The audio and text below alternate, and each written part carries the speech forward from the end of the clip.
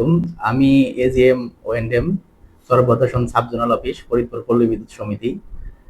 আসলে বর্তমানে লোডশেডিং একটি জাতীয় সমস্যার রূপ ধারণ করছে। সেই অনুযায়ী আমাদের এখানে চরপদ্রশনীয় ভয়ানক লোডশেডিং এর কবলে আমরা আছি। আমাদের এখানে আমাদের যে চাহিদা থাকে, চাহিদার তুলনায় আমাদের বরাদ্দ কম থাকার কারণে আমরা বাধ্য হয়ে লোডশেডিং করতে হচ্ছে।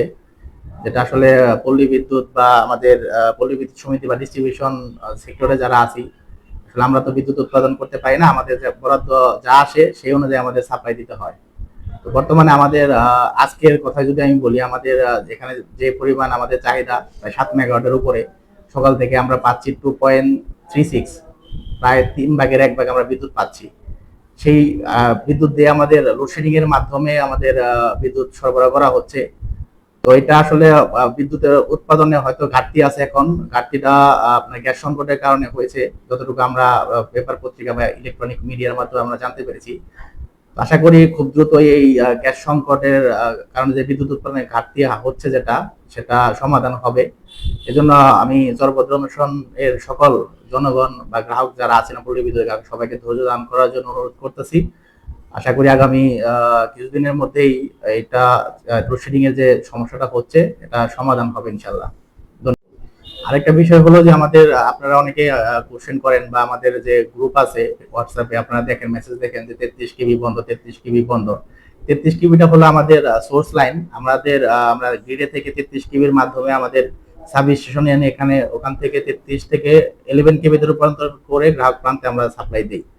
আমাদের যে 33 কেবির মাধ্যমে চরপদ্রশন সাব জোনাল অফিসের এরিয়াগুলোতে বিদ্যুৎ সরবরাহ করা হয়ে থাকে, ওই 33 কেবির নামটা হলো ভাঙ্গা 2। তো ওই ভাঙ্গা 2 আপনার যখন কিনা লোডশেডিং চলাকালীন সময় আমাদের যে বরাদ্দ দেওয়া থাকে, ধরেন আমার 5 মেগাওয়াট লোড বরাদ্দ আছে পুরা চরপদ্রশন এরিয়ার জন্য। তো আমি 5 মেগাওয়াটের উপরে যদি নেই বা 5 মেগাওয়াটের উপরে আমি 6 মেগাওয়াট নিই, তখন আমার এই 33 কেবি লাইনটা গ্রিডে থেকে, যেখান থেকে আমরা বিদ্যুৎ আনি, সেখান থেকে বন্ধ করে দেওয়া হয়।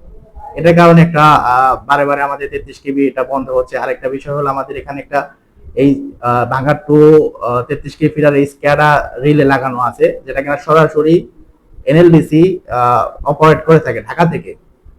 তো আপনার কখনো কোনো লোডশেডিং এর কোনো সমস্যা হলে বা তাৎক্ষণিক কোনো লোড কমাতে হলে, অথবা আপনার দেখা গেছে ফরিদপুরের যে বরাদ্দ আছে তার থেকে বেশি হলে সিস্টেমটা রক্ষার্থে বা যদি ব্ল্যাকআউট না হয়, সেজন্য প্রত্যেকটা উপজেলায় বা প্রত্যেকটা জেলায় এরকম কিছু কিছু ফিডারে স্ক্যাডা আছে। আনফরচুনেটলি আমাদের ভাঙ্গা 2-তে ওই স্ক্যাডা রিলেটা আছে।